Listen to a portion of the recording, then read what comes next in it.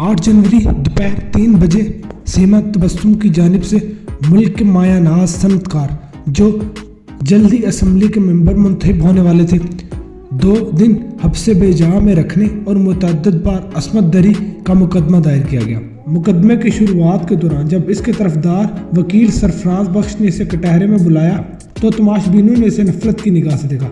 वह शेख दाऊद के तरफदार थे। सीमा तबस्सुम के बारे में हासो आम ख्याल था कि वो किरदार की अच्छी हातूर नहीं है। इसके आशनाओं की तादाद इतनी ज़्यादा है कि इन्हें शुमार करना मुमकिन ही नहीं। एडवोकेट सरफराज बख्श ने मुकदमे का आगाज़ करते हुए जज के सामने अपनी फाइल रखी, फिर सीमा तबस्सुम की जानिब देखते हुए ऊंची आवाज़ में बोला, आपके साथ जो कुछ भी हुआ है आप खुलकर अदालत को बता सकती हैं और इस बात को ज़हन नशीं कर लें कि मामूली से मामूली बात को भी नज़रअंदाज ना कीजिएगा, क्योंकि जिन बातों को आप नज़रअंदाज करेंगे इन्हीं बातों पर मुकदमे की बुनियाद कायम हो सकती है। और इस बात को पस पुश्त रख दीजिए कि मुल्क के मशहूर और मारूफ सनतकार और असम्बली के रुकन के खिलाफ आप बयान दे रही हैं। सीमा तबस्सुम ने इस बात में सर हिलाया। इसकी उम्र 35 से 40 के दरमियान थी। चेहरा जाजिब नज़र और जिस्म के नशीब फराज मुतासर कुन थे। वो अपने लिबास पर खुसूसी तवज्जो देती थी और इसकी वजह इसकी बोतीक थी जो नहायत तेज़ी के साथ मंजर आम पर आ रही थी। एडवोकेट सरफराज बख्श के खामोश होने पर सीमा तबस्सुम ने तायराना निगाह तमाशबीनों के चेहरों पर डाली और संजीदगी भरे लहजे में बोली, मुझे अंदाज़ा है कि मैं आग से खेलने जा रही हूँ। 50-55 साल किसी भी बूढ़े सनतकार जो कि जल्द असम्बली का रुकन भी बनने वाला हो, मुकदमा दायर करना कोई मामूली बात नहीं होती। मेरे पास इसके खिलाफ कुछ ऐसा है जो मुझे खुद एतमादी दे रहा है। मैं खुदा को हाजिर नाजिर जानते हुए जो सच है वो मन्नौन बयान करने वाली हूँ, चाहे इसके लिए मुझे लान तान का सामना ही क्यों न उठना पड़े। वो चंद लम्हों के लिए खामोश हुई, फिर दोबारा यूँ हम कलाम हुई। आज से 8 दिन पहले 1 जनवरी सुबह 11 बजे के करीब मुझे डिफेंस में एक ज़रूरी काम से जाना पड़ा। मेरे पास चंद कपड़ों के जोड़े थे जो मुझे कस्टमर के बंगले पर डिलीवर करने थे। इस दिन इंतहाई गर्मी पड़ रही थी और डिफेंस के इलाके में दाखिल होना कोई आसान काम नहीं था, लेकिन मेरे मतलूबा कस्टमर ने मुझे अंदर बुलाया। एडवोकेट सरफराज बख्श ने दरमियान से बात को काटते हुए पूछा, कस्टमर का नाम बताइए और इसका ताल्लुक शेख दाऊद से था। सीमा ने इनकार में सर हिलाया, नहीं, इनका नाम मिसिज अब्बासी है और वो शेख दाऊद के बंगले से कुछ दूर रहती हैं। तो हमसाया होने की वजह से इनकी जान पहचान सनतकार के साथ बखूबी है और मुझे पूरा यकीन है कि आप जब इन्हें गवाही देने के लिए कटहरे में बुलाएंगे तो वह सच बताने से साफ मुकर जाएंगे। एडवोकेट बोला, आप अपना बयान जारी रखिए और सीधा मामला तफसील के साथ बयान कीजिए ताकि अदालत का वक्त ज़ाया हो सके। सीमा ने बताया, 1 जनवरी की सुबह जब मैंने डिफेंस की हाउसिंग सोसाइटी में कदम रखा तब शहर के हालात गैर मामूली थे। लोगों ने मुश्तिल होकर तोड़फोड़ शुरू कर रखी थी और दंगा फसाद जारी था। मैं इनसे बचती बचाती डिफेंस सोसाइटी के गेट तक आई और वहाँ मैंने मिसिज अब्बासी को फ़ोन किया। बिगड़े हुए हालात को देखते हुए उन्हें मेरे आने की तवक्को नहीं थी, ताहम किसी भी उज़र के बगैर मुझे लेने के लिए वो गेट पर आ गई। मुझे रजिस्टर में इंदराज करवाना पड़ा और हम गेट से अंदर दाखिल होकर मिसिज अब्बासी के बंगले पर आ गए। सरफराज बख्श ने पूछा, आप खुलकर अपने काम के मुतल्लिक बताइए ताकि अदालत को अंदाज़ा हो सके कि आप डिफेंस किस मकसद से गई थी और मिसिज अब्बासी ने आपसे क्या मंगवाया था। सीमा बोली, मैं कपड़े फरोख्त करने का काम करती हूँ। शहर के दरमियान मेरी एक बुटीक है। चंद सालों के दौरान काम इतना बढ़ा कि इसे संभालना मुश्किल होने लगा। तब मैंने अपने साथ कुछ वर्कर्स रख लिए। इस दौरान नेट पर भी आर्डर मौसूल होने लगे। तब इन्हें डिलीवर करने के लिए मैं बुटीक से बाहर जाने लगी। मिसिज अब्बासी का शुमार मेरे मुस्तकिल कस्टमर में होता है। उन्होंने 1 जनवरी वाले दिन मुझसे चंद साड़ियाँ मंगवाई। वो देने के लिए मैं डिफेंस इनके बंगले पर गई थी। मिसिज अब्बासी के रवैये ने मुझे हमेशा मुतासिर किया। उन्होंने कभी भी अदायगी के मामले में मुझे तंग करने की कोशिश नहीं की, हमेशा बिल से ज़्यादा रकम मेरे हवाले की। इस दिन भी उन्होंने ऐसा ही किया और बिल की वसूली के बाद मैं बंगले से निकलकर करीबी डिपार्टमेंटल स्टोर आ गई। मैंने कोल्ड ड्रिंक्स की चंद बोतलें ली और इस दौरान वहाँ खड़े ग्राहकों की ज़ुबानी मुझे मालूम हुआ कि शहर में मुख्तलिफ मकामात पर बम फटे हैं जिनमें न सिर्फ माली नुकसान हुआ है बल्कि बहुत से लोगों की जान भी गई है। हुकूमत इस मामले में बेबस दिखाई दे रही थी। मैं परेशान होकर डिपार्टमेंटल स्टोर से बाहर निकली। गर्मी की शिद्दत में इजाफा होता जा रहा था। मैंने उजलत के आलम में कोल्ड ड्रिंक पी और डिफेंस के मेन गेट की तरफ बढ़ने लगी। वहाँ पहुंचकर मेरे सर पर बम गिरा। दोनों गेट बंद कर दिए गए थे क्योंकि खदशा लाक था कि दहशतगर्द इनकी सोसाइटी में घुसने की कोशिश करेंगे। मुझे सिक्योरिटी गार्ड ने बताया कि बाहर जाने की निस्बत में अंदर ज़्यादा महफूज हूँ। अब मेरे पास इसके सिवा कोई और चारा कार नहीं था कि मैं मिसिज अब्बासी के बंगले में हालात बेहतर होने तक वक्त गुजारूं। इसलिए दोबारा सोसाइटी के अंदर की तरफ चल दी, लेकिन इसी असना में डिपार्टमेंटल स्टोर के पास फायरिंग हुई और जब मैं बदहवासी के आलम में मुखालिफ जानिब भाग खड़ी हुई तब मुझे सामने से चंद अफराद अपनी तरफ आते हुए दिखाई दी। मैं घबरा कर इर्द गिर्द निगाह दौड़ाना चाहिए। मेरे सीधे हाथ की जानिब कोठी का गेट चौपट खुला हुआ था और स्याह रंग की गाड़ियां अंदर जा रही थी। मैं इस गाड़ी के साथ कोठी के कंपाउंड में दाखिल हो गई और गेट को फौरन बंद कर दिया गया। एडवोकेट सरफराज बख्श ने पूछा, तो वो कोठी शेख दाऊद की थी जिसने आपकी असमत को तार तार किया? सीमा ने इस बात में सारी लाते हुए जवाब दिया, हाँ। क्या मुझे ठंडे पानी का गिलास मिल जाएगा? मेरा हल्क सूख कर कांटा हुआ जा रहा है। सरफराज बख्श ने करीब खड़े सिपाही की तरफ देखा। इसने करीब ही लगे कूलर से पानी निकालकर गिलास सीमा के हाथों में थमाया। इसने एक ही घूंट में पानी हल्क में उंडेल लिया और गिलास सिपाही को देते हुए दोबारा हम कलाम हुई। अगर मुझे मालूम होता कि वो कोठी शेख दाऊद की है तो शायद कभी जाहिल ना होती। मुझे ऐसे लोगों से वहशत होती है जो दूसरों को इंसान नहीं समझते। इस दिन मैं लाइल्मी में कोठी के अंदर दाखिल हो गई। वो कंपाउंड में गाड़ी के पास खड़ा था। मैंने इसे बताया कि बाहर हालात नागुफ्ता पे हैं, इसलिए मुझे तहफ़्फ़ुज़ की ज़रूरत है। मैं हालात के बेहतर हो जाने के बाद वापस चल जाऊँगी। इसने इस बात में सारी लाया और मुझे अपने पीछे अंदर आने के लिए कहा। मैं इसके पीछे चलती हुई सिटिंग रूम में आ गई। वहाँ दीवार पर फुल साइज LCD लगा हुआ था जिस पर शहर के बिगड़े हुए हालात की तफसील पेश की जा रही थी। फिर कुछ देर बाद खसूसी बुलेटिन पेश किया जाने लगा जिसकी हेडलाइन सुनकर मेरे होश उड़ गए। बुलेटिन में बताया जा रहा था कि शहर की बिगड़ती हुई सूरत-ए-हाल को मद्देनजर रखते हुए गैर मुअय्यना मुद्दत तक कर्फ्यू नाफिज कर दिया गया है और शहरियों से अपील की जा रही है कि वो घरों से बाहर निकलने से इज्तनाब करें। एडवोकेट ने पूछा, तो कर्फ्यू के दौरान जो कम पेश 2 दिनों के लिए नाफिज हुआ था, आप शेख दाऊद की कोठी में इनके हमरा ही रही थी? सीमा ने इस बात में सर हिलाते हुए बताया, मैं इन 2 दिनों को कभी फरामोश नहीं कर सकती जो मेरी ज़िंदगी के भयानक तरीन दिन थे।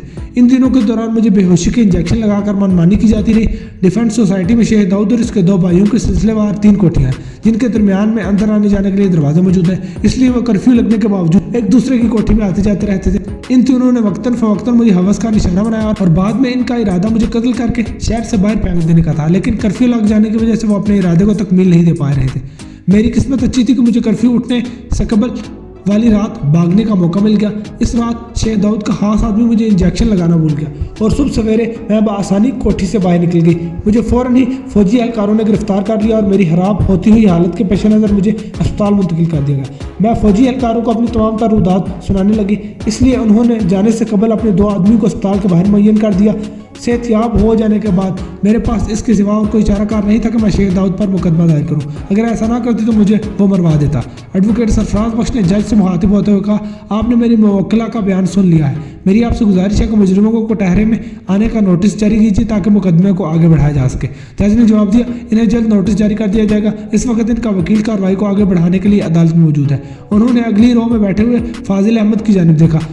वो शेख दाऊद जैसे मगरमच्छों के लिए कानूनी खिदमात इंजाम दिया करता था और उठकर जज की मेज़ की जानिब आया। फिर सीमा तबस्सुम से मुखातिब होते हुए बोला, मुझे बताइए कि जब आपको मालूम था कि शहर के हालात इत्मीनान बख्श नहीं है तो फिर आप साड़ी डिलीवर करने डिफेंस क्यों गई थी? सीमा ने बताया, मेरा पति जिस इलाके में है वहाँ हालात नॉर्मल थे और जिन इलाकों में से होती हुई डिफेंस गई थी वहाँ भी हालात मुवाफिक थे। तमाम डिफेंस में तोड़फोड़ का आगाज़ 11 बजे के बाद हुआ। एडवोकेट फाजिल अब्बासी ने इस बात में सारी लाते हुए कहा, लेकिन मिसेस अब्बासी का कहना है कि वो साड़ियाँ नहीं पहनती। इसके अलावा उन्होंने 1 जनवरी वाले दिन आपको कोई आर्डर भी नहीं दिया। इस बयान में कितनी हकीकत है? इसका फैसला मिसेस अब्बासी के कटहरे में आ जाने के बाद हो। इसने जज साहब की तरफ इजाज़त तलब निगाहों से देखा। जज ने इस बात में सारी ला दिया और लोगों के हजूम में से 55-60 साल मिसेस अब्बासी निकलकर कटहरे में आ खड़ी हुई। इनकी सेहत काबिल रश्क थी, इसलिए कमर में हम नहीं था और तन कर खड़ी थी। एडवोकेट ने पूछा, आपकी उम्र कितनी है? उन्होंने जवाब दिया, 58 साल। एडवोकेट इस्तेहज़ाइया नज़रों से जज की जानिब देखते हुए बोला, क्या इस उम्र में मिसेस अब्बासी फैंसी साड़ियाँ पहन सकती हैं? अगर इन्हें शौक हो भी तब भी इनकी सादी साड़ियाँ मुनासिब रहेंगी। इसके लिए फैंसी साड़ियों वाली बात काबिल हज़म नहीं। जज इनकार में सारी लाते हुए बोला, आपके नुक्ते में जान नहीं, बूढ़ी औरतें भी इन्हें ज़िब्तन कर सकती हैं। आप मौजू को तब्दील कीजिए। एडवोकेट ने इस बात में सारी लाते हुए मिसेस अब्बासी से पूछा, क्या आपने सीमा तबस्सुम को साड़ियाँ डिलीवर करने के लिए 1 जनवरी की सुबह 11 बजे बुलाया था और क्या वो आपके बंगले में आई थी? मिसेस अब्बासी ने इनकार में साड़ी लाते हुए जवाब दिया, जब मैं साड़ी पहनती ही नहीं तो ये खरीदने के लिए भला आर्डर क्यों दूंगी? ये झूठ कह रही है, ये 1 जनवरी को मेरे पास बिल्कुल नहीं आई थी। एडवोकेट ने दोबारा पूछा, तो फिर ये बता दीजिए कि आप सीमा तबस्सुम को जानती हैं या इसमें भी कोई सच्चाई नहीं? मैं इसे जानती हूँ और अक्सर बेशतर इससे अलबुसात भी मंगवाती हूँ, तहम ज़ाती तौर पर इसे पसंद नहीं। इस नापसंदीदगी की वजह अदालत के सामने बयान कीजिए। मिसेस अब्बासी ने बताया, वो किरदार के लिहाज से ठीक नहीं। मिसेस अब्बासी का दावा सुनने के बाद सीमा के चेहरे पर कोई खास तासुरात पैदा नहीं हुए। वो सब कुछ इसकी तवक्को के मुताबिक हो रहा था। एडवोकेट ने पूछा, आप सीमा तबस्सुम के कैरेक्टर के मुतालिक खुलकर अदालत को बताएं ताकि मामला वाज़ेह हो सके। मिसेस अब्बासी बोली, इसने एक दो मुलाकातों के दौरान मेरे बेटे से बेतकल्लुफ़ होने की कोशिश की। इस बेतकल्लुफ़ी के बाद मैं कुछ मोहतात हो गई और मैंने आदत देने की में भी कमी कर दी। तो अब साड़ी नहीं पहनती? एडवोकेट ने पूछा। नहीं, जवानी में कभी पहनती हो तो कुछ नहीं कह सकती, अब अरसा दराज से लहंगा भी नहीं पहना। एडवोकेट ने अपना रुख जज की जानिब करते हुए कहा, मेहरबानी करके सीमा तबस्सुम के पहले झूठ को नोट कीजिए, अब मजीद और भी सामने आएंगे। जज ने अपने सामने रखे हुए कागज़ पर कुछ लिखा और फाजिल अहमद से मुखातिब होते हुए बोला, अगले गवाह को बुलाइए और कोशिश कीजिए कि बयान लगामदा हो। एडवोकेट तमाम तमाशबीनों की जानिब चेहरा करते हुए बोला, मैं अब सिक्योरिटी गार्ड के कमरे में बैठने वाले इस क्लर्क को बुलाना चाहूँगा जो डिफेंस सोसाइटी के एरिया में दाखिल होने वाले हर शख्स के नाम का इंदराज रजिस्टर में करता है। मुझे यकीन है कि वो मेरी हिदायत के मुताबिक एंट्री रजिस्टर हमरा लाया होगा। लोगों के बीच में से 30 साल जवान उठकर कटहरे में आ गया। इसने हाथों में नीले रंग का रजिस्टर पकड़ा हुआ था। अपना नाम बताओ? एडवोकेट ने पूछा। मेरा नाम जावेद है और गुज़श्ता 2 सालों से डिफेंस सिक्योरिटी रूम में अंदराज क्लर्क के तौर पर काम कर रहा हूँ। एडवोकेट बोला, तो फिर अपना रजिस्टर खोलो और 1 जनवरी वाले सफ़े पर तलाश करके बताओ कि इस दिन सीमा तबस्सुम नाम की औरत ने एंट्री के लिए इंदराज कराया था या नहीं। इस दिन हालात की सूरत हाल डिफेंस पर असरअंदाज हुई थी या नहीं।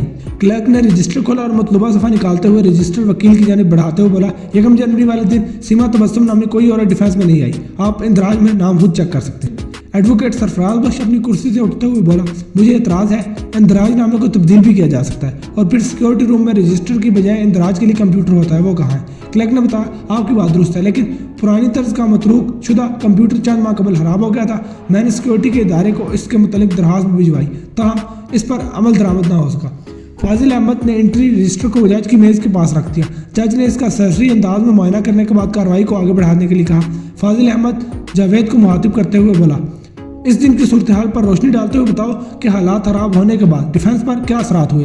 क्लर्क ने बताया, बच्चे को मालूम है कि डिफेंस का इलाका चारों जानिब से बंद होने की वजह से महफूज है। इसके बावजूद हालात खराब होने के फौरन बाद हमने दोनों गेट बंद करके सिक्योरिटी गार्ड को चारों जानिब मुतय्यन कर दिया, इसलिए इलाका मुकम्मल तौर पर दहशतगर्दी से महफूज रहा। एडवोकेट ने तफहीमी निगाहों से जज की जानिब देखते हुए तर्ज़िया लहजे में कहा, सीमा तबस्सुम के 2 मजीद झूठ नोट कीजिए। वो 1 जनवरी के दिन जब हालात नहायत कशीदा थे, डिफेंस की जानिब ही नहीं गई, वरना इंदराज वाले रजिस्टर में इनका नाम मौजूद होता। दूसरा झूठ जो सामने आया है वो इनके बयान के मुताबिक इस दिन कशीदा सूरत हाल को मद्देनजर रखे हुए है, जिसके मुताबिक सीमा तबस्सुम का कहना है कि इस दिन चंद अफराद डिफेंस के इलाके में दंदनाते फिर रहे थे और वो इनसे खौफजदा होकर शेख दाऊद की कोठी में जा घुसी, जबकि हकीकत यह है कि वो शेख दाऊद को मुकदमे में मुलव्वस करके ब्लैकमेल करना चाहती है। ये वो चंद झूठ है जो पहली पेशी के दौरान मंजर आम पर आए हैं। अभी मजीद पेशियां बाकी हैं। मुझे यकीन है कि इस दौरान सीमा तबस्सुम की शख्सियत खुलकर मजीद वाज़ेह हो जाएगी। जज ने कदम उठाया और तमाम नुकात को महफूज करने के बाद अदालत का वक्त खत्म होने का ऐलान कर दिया।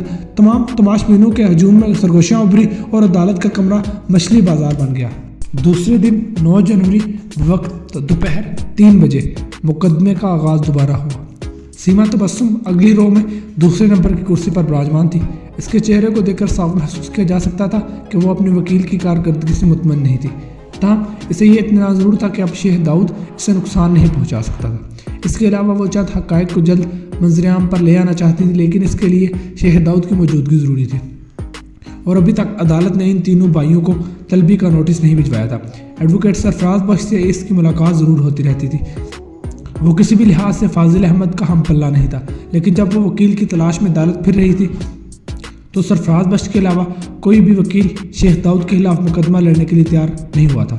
सरफराज बख्श और शेख दाऊद के दरमियान चंद माह कबल किसी बात पर अनबन हुई, इसलिए वो दोनों एक दूसरे के खिलाफ थे। बहरहाल 9 जनवरी की पेशी में सरफराज बख्श ने मुकदमे का आगाज़ करते हुए मिसिज अब्बासी को कटहरे में बुलाने की इजाज़त तलब की। जज ने इजाज़त दी और तमाशबीनों के दरमियान से मिसिज अब्बासी निकल कर कटहरे में आकर खड़ी हो गई। सरफराज बख्श ने पूछा, मेरी मालूमात के मुताबिक आपका इकलौता लड़का तालीम हासिल करने के लिए बैरून मुल्क गया हुआ है और 1 साल से मुल्क में वापस नहीं आया। फिर आप मेरे मौकला के किरदार पर इल्ज़ाम तराशी कैसे कर सकती हैं कि वो दौरान मुलाकात आपके लड़के की ज़ात में दिलचस्पी लेता है आपके लड़के की ज़ात में दिलचस्पी लेती रही है।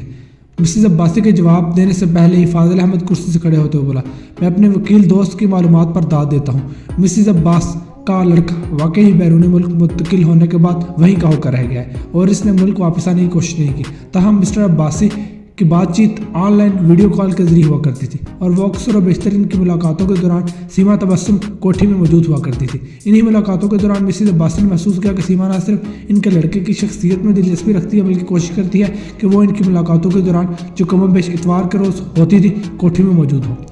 सरफराज बख्श ने तंज़िया अंदाज में कहा, تو پھر ان ملاقاتوں کے متعلق مسز عباسی نے کیوں نہیں بتایا؟ انہیں آپ کی مدد کی کیوں ضرورت پڑی؟ فاضل احمد مسکراتے ہوئے بولا، کیونکہ وہ حاضر دماغ نہیں ہیں اور بڑھاپے کی وجہ سے کچھ سٹھیا بھی گئی ہیں، انہیں بہت سی باتیں یاد کروانا پڑتی ہیں۔ سرفراز بخش بھی مسکراتے ہوئے بولا، جیسے انہوں نے 1 جنوری کی ملاقات کو بلا دیا، یقیناً وہ ساڑیاں بھی پہنتی ہوگی۔ فاضل احمد نے سپاٹ لہجے میں جواب دیا، تو پھر ثابت کر کے بتا دیجیے، عدالت بہتان کو اہمیت نہیں دیتی۔ سرفراز بخش سنجیدہ لہجے میں بولا، میرے پاس مسز عباسی کی چند تصاویر ساڑیوں میں ملبوس میں موجود ہیں۔ میرے پاس مسز عباسی کی چند تصاویر ساڑیوں میں ملبوس موجود ہیں۔ اس نے اپنی میز کی دراز میں سبز رنگ کی فائل باہر نکالی اور اسے کھول کر کچھ تصاویر جج صاحب کی میز پر رکھ دی، پھر انہیں بتایا، ان تصاویر کو حاصل کرنے کے لیے مجھے جو یتن کرنا پڑے وہ میں بتا نہیں سکتا، تاہم آپ دیکھ سکتے ہیں کہ ثبوت مکمل ہے۔ تصاویر کی تعداد 6 تھی۔ جج نے ان پر نگاہ ڈالی، اس میں مسز عباسی ساڑی میں ملبوس اپنی کوٹھی کی لان میں کھڑی تھی۔ مسز عباسی چلاتے ہوئے بولی، یہ یقیناً 2 سال قبل کی ہے، میں ان سے انکاری نہیں ہوں، تاہم ان تصاویر کے بعد میں نے پھر کبھی ساڑی نہیں پہنی۔ سرفراز بخش نے جج سے مخاطب ہوتے ہوئے کہا، مہربانی کر کے اس غلط بیانی کا نوٹ کیا جائے۔ مسز عباسی کا کہنا ہے کہ انہوں نے 2 سال قبل ساڑیاں پہننا ترک کی تھی، لیکن میرے پاس دودھ کا دودھ اور پانی کا پانی کرنے کے لیے اور بھی بہت کچھ ہے۔ مجھے حیرت اپنے قابل دوست کی بے پرواہی پر ہو رہی ہے، جنہوں نے مسز عباسی کو بیان دینے کے متعلق سمجھانے کے بعد ان کی کوٹھی میں کام کرنے والے نوکروں پر توجہ نہ دی۔ ان میں سے ایک نے مجھے بتایا کہ چند ماہ قبل مسز عباسی کی تو میں اپنے پرسنل درزی سے ہوئی۔ میں نے درزی کا ایڈریس معلوم کیا اور اس سے ملاقات کی۔ میرے پوچھنے پر اس نے بتایا کہ اس نے مسز عباسی کو اس کے ہاتھ کی سلی ہوئی ساڑیاں پسند نہیں آئیں اور انہوں نے اسے بے نقد کی سنا دی۔ سرفراز بخش نے تفہیمی نگاہوں سے مسز عباسی کی طرف دیکھا، وزش ہو کر بولے، ٹھیک ہے، میں بے حیالی میں کچھ غلط بول دیا ہوگا، لیکن یہ حقیقت ہے، میں نے 1 جنوری والے دن ساڑیاں نہیں منگوائی۔ سرفراز بخش نے جج کی جانب دیکھتے ہوئے کہا، بے حیالی میں غلط بیانی کی وجہ سے کسی بے قصور کی جان بھی جا سکتی ہے، آپ ان پوائنٹس کو نوٹ کر دیجیے گا۔ میں درزی کو عدالت میں بلا کر آپ کا وقت ضائع نہیں کرنا چاہتا اور ان کی کوٹھی میں کام کرنے والے نوکروں کو بلا کر ان کی نوکریوں کو بھی خطرے میں نہیں ڈالوں گا، لیکن اتنا ضرور بتاؤں گا کہ ان کی معلومات کے بعد میں نے مسز عباسی کی کوٹھی پر لگے ہوئے CCTV کیمرے کی ریکارڈنگ میں 1 جنوری کی تفصیلات کو چیک کیا تو مجھے شدید حیرت کا سامنا کرنا پڑا۔ اس دن کی تفصیلات کو میموری سے صاف کر دیا گیا تھا۔ جج نے تفہیمی نگاہوں سے مسز عباسی کی طرف دیکھا، وہ اپنی کیفیت پر کافی حد تک قابو پا چکی تھی، اس لیے زبردستی مسکراتے ہوئے بولی، 1 جنوری کو حالات خراب ہونے کے بعد بجلی کو بند کر دیا تھا، اس لیے CCTV کیمرہ کام نہ کر سکا۔ سرفراز بخش بات کو کاٹتے ہوئے بولا، لیکن میری موکلہ حالات خراب ہونے سے پہلے آپ کی کوٹھی میں ساڑیاں ڈیلیور کرنے کے لیے آئی تھی اور آپ کے کہنے کے مطابق بجلی حالات خراب ہونے کے بعد بند کی گئی تھی، تو پھر CCTV کیمرے کو موکلہ کی مووی بنانی چاہیے تھی، میرے خیال میں اسے صاف کر دیا گیا ہے۔ ایڈوکیٹ فاضل احمد اپنی جگہ سے کھڑے ہوتے ہوئے بولا، آپ میری موکلہ کو الجھا رہے ہیں۔ سیما تبسم نے اپنے گزشتہ بیان میں اس بات کی تصدیق کی ہے کہ جب وہ اپنی بوتیک سے ڈیفینس جانے کے لیے نکلی تب شہر کے مختلف علاقوں میں دہشت گردی کا آغاز ہو چکا تھا، لائٹ اسی دوران بند کی گئی تھی۔